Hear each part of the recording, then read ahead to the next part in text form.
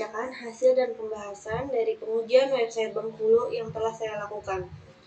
Sebelum sistem ini diimplementasikan langsung oleh pemerintah dan masyarakat Bengkulu, ada beberapa tahapan yang dilakukan. Hal ini dimaksudkan agar aplikasi yang sudah diimplementasikan tidak terjadi kesalahan. Dalam pengujian sistem ini dilakukan metode black box. Pengujian black box. Pengujian black box berfokus kepada pengujian dengan melihat fungsi-fungsi yang ada dalam sistem tanpa harus mengetahui bagaimana fungsi tersebut dibuat oleh sistemnya.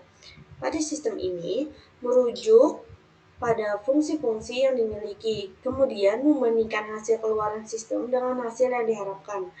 Apabila hasil yang diharapkan sesuai dengan hasil pengujian, hal ini berarti aplikasi sesuai dengan desain yang telah ditentukan sebelumnya. Bila belum sesuai, maka perlu dilakukan pengecekan lebih lanjut dan perbaikan. Berikut ini adalah pengujian black box terhadap sistem yang sudah saya lakukan. Pertama, pengujian fungsionalitas dasar. Di tahap ini, kita akan melakukan pengujian dengan mengklik setiap tautan yang ada pada halaman beranda atau sistem. Jika pengguna mengklik setiap tautan yang ada dalam halaman, maka tautan tersebut harus membuka halaman atau area yang sesuai. Pastikan pengguna mengklik setiap tautan dan tidak ada tautan yang rusak atau mengalah ke halaman error. Ini adalah contoh yang saya tangkap dari pengujian yang telah saya lakukan. Kita akan mencoba di halaman websitenya langsung seperti ini. Kita akan mengklik link di pengumuman ini.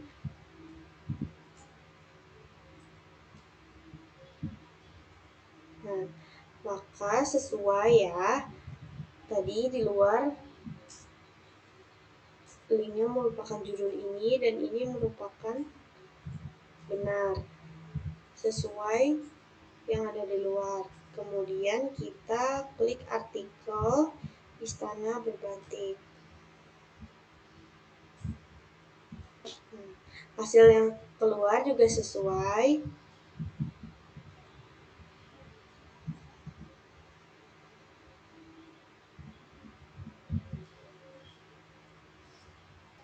Pada poin kedua, pada tahap pengujian ini dilakukan dalam pengujian sistem ini adalah dengan melakukan pengisian formulir kontak atau layanan pelanggan, pastikan dapat mengirimkan pertanyaan atau umpan balik. Pengguna harus mengisi formulir yang ada dengan data valid pada sistem.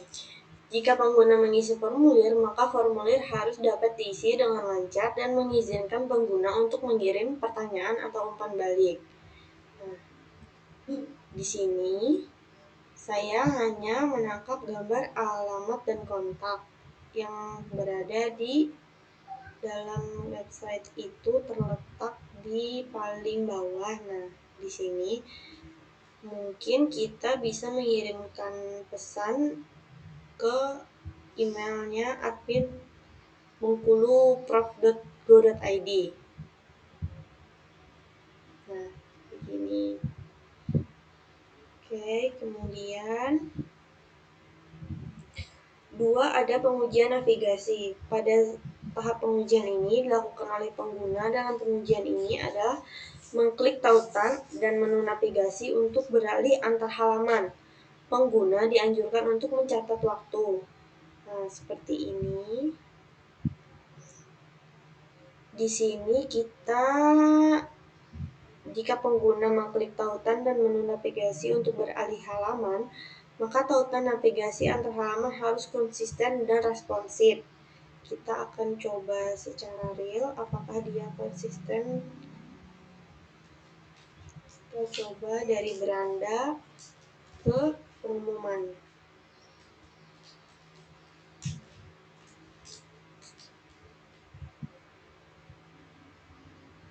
Di sini masuk ke halaman pengumuman, lalu kita balik lagi ke beranda. Di sini terlihat bahwa web ini terlihat responsif ya. Poin keduanya, pada tahap pengujian ini dilakukan dengan penelusuran setiap menu dan tautan submenu di seluruh situs. Jika pengguna mengklik setiap tautan menu, maka akan membawa pengguna ke halaman yang benar. Pastikan setelah mengklik tautan submenu, tidak ada yang rusak. Di sini, yang gambar yang saya tangkap itu berada di sini. Nih, jika kita meletakkan kursor di pemerintahan, maka akan keluar submenunya kepala daerah, struktur organisasi, Forkompimda, dan lain-lain. Ketika kita arahkan kepala daerah, lalu akan muncul gubernur, wakil gubernur, dan gubernur terdahulu. Kita akan klik gubernur.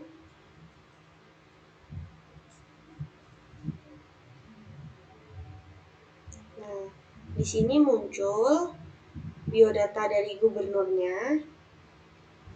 Kita kembali ke halaman awal. Di sini tersedia banyak menu dan submenu yang bisa dilihat di halaman ini. Kemudian, pengujian ketiga ada pengujian formulir online. Validasi formulir online untuk memastikan data yang dimasukkan oleh pengguna diambil dan disimpan dengan benar. Nah, kebetulan di website Bengkulu itu tidak ditemukan formulir online, pengujian formulir online. Sudah kita cari ya, tidak ada di mana-mana. Kemudian langsung kita ke poin 4, pengujian kinerja. Pada tahap pengujian ini dilakukan dalam menguji kecepatan load halaman dengan menggunakan alat seperti Google PageSpeed Insight untuk melihat tampilan yang dilihat di bawah ini. Gambar 1 menguji kecepatan dan halaman dengan menggunakan alat Google Speed Insight. Yang kelima, yaitu pengujian responsif. Pada tahap pengujian ini dilakukan dengan mengakses situs website menggunakan perangkat desktop, tablet, dan ponsel untuk melihat apakah website ini responsif di berbagai perangkat.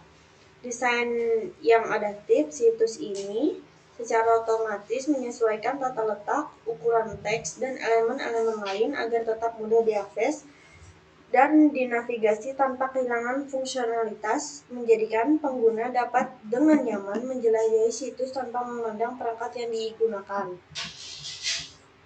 Poin kedua, tata letak situs yang responsif.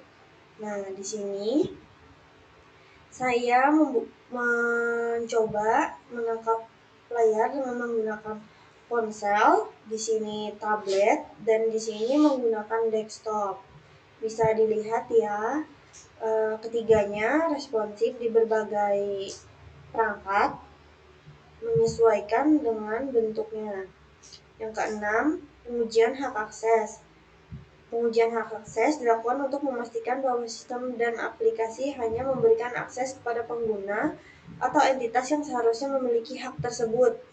Nah, tidak ditemukan hak akses dalam website pemerintahan Bengkulu. Jadi di sini tidak ada hak akses seperti login, pengisian formulir, itu tidak ada ditemukan di dalam website ini.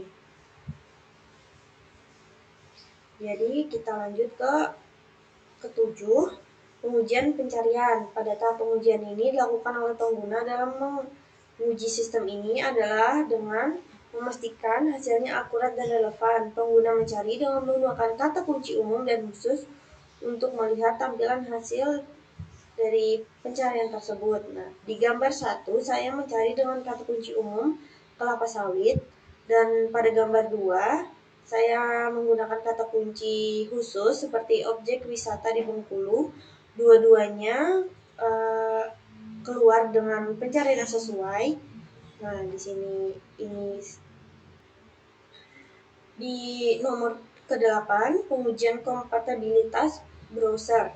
Pada tahap pengujian ini dilakukan oleh pengguna, yaitu memastikan situs dapat diakses dan berfungsi dengan baik di browser yang berbeda seperti Chrome, Firefox, dan Safari. Nah, dapat dilihat di sini saya mencoba membukanya di Chrome, lalu di sini di Firefox, dan ini di Safari. Kenapa disapa di tampilannya berbeda? Karena saya membuka di handphone. Nah, begitu. Tapi tetap responsif websitenya. Kemudian pengujian lokalisasi yang kesembilan. Poin pertama, pada pengujian ini memastikan konten situs dapat ditampilkan dengan benar dalam bahasa Indonesia, bukan dalam bahasa daerah setempat maupun bahasa daerah lain, agar segala informasi dapat tersampaikan dengan jelas. Nah, di sini di berita itu terlihat jelas. Nah, kita dapat melihat di awal semuanya menggunakan bahasa Indonesia, dan di sini tidak ada opsi untuk kita memilih bahasa, baik itu bahasa Indonesia atau bahasa Inggris. Ketika kita buka itu langsung menggunakan bahasa Indonesia. Nah, seperti ini semuanya tertampil dalam bahasa Indonesia. Nah, kemudian pada poin kedua, pada tahap pengujian ini menggunakan karakter khusus.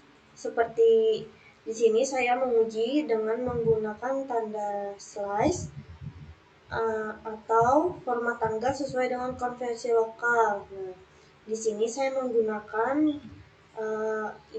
menggunakan tanda seperti ini, itu keluar karena itu sesuai dengan judulnya berita penguatan gugus ini, kabupaten atau kota, begitu. Kemudian pengujian ke-10 yaitu pengujian keterbacaan dan aksesibilitas. Pada tahap ini dilakukan adalah menggunakan alat seperti WAV, mungkin begitu pengucapannya, saya kurang paham, yaitu Web Accessibility Evaluation Tool untuk memeriksa keterbacaan dan aksesibilitas situs web tersebut, memastikan teks dan elemen grafis mudah dibaca dan diakses oleh pembaca layar yang khususnya penyandang disabilitas, begitu. Nah, pada saat saya penguji website Bengkulu, itu ditemukan banyak error pada website tersebut. Jadi saya menyimpulkan bahwa sistem tersebut agak sulit dibaca oleh penyandang disabilitas. Nah, ketika saya uji itu keluarnya seperti ini. Saya kurang paham, tapi mungkin bagi saya ini agak membingungkan, gitu. Nah, kita langsung ke pengujian integrasi media sosial di poin 11. Pada tahap pengujian ini dilakukan seperti tautan dan widget media sosial Facebook, Twitter, Instagram, dan YouTube berfungsi. Nah, di sini ketika saya klik Facebook akan muncul ini, Twitter seperti ini, Instagramnya langsung ke sini, dan YouTube. Nah, itu ditemukan di bagian, nah di sini bisa juga di sini. Nah, kita akan mengklik salah satu seperti YouTube misalnya.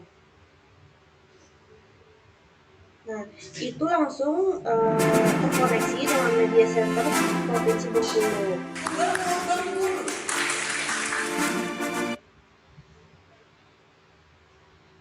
Kemudian poin ke-12, pengujian pengelolaan kesalahan. Pengujian kesalahan adalah langkah penting dalam mengidentifikasi, mengevaluasi, dan memastikan sistem atau aplikasi mampu menangani kesalahan dengan baik. Nah, pengelolaan kesalahan yang baik dapat membantu mencegah kegagalan sistem dan memiliki keamanan serta kesediaan data. Nah, pada poin ini tidak ditemukan di sistem web Bengkulu. Di sini sudah saya cari-cari, tidak ada ya. Begitu, jadi saya simpulkan ini tidak ada, begitu. Nah, di sini adalah tabel hasil pengujian black box yang sudah saya lakukan. Di sini ada skenario pengujian, uji kasusnya, hasil yang diharapkan, dan hasil pengujian. Pada 12 pengujian ini ada 1, 2, 3, 4 yang tidak sesuai harapan. Sisanya sesuai harapan. Baik, di sini akan saya lanjutkan dengan rekomendasi perbaikan dan saran menurut saya dan sudah saya riset di internet. Langsung saja, dari segi keamanan, yang pertama, pembaruan perangkat lunak. Pembaruan semua komponen website secara berkala, termasuk CMS, WordPress, Joomla, dan lain-lain. Plugin dan tema. Perangkat lunak yang tidak diperbarui dapat menjadi celah keamanan. Yang kedua, gunakan HTTPS.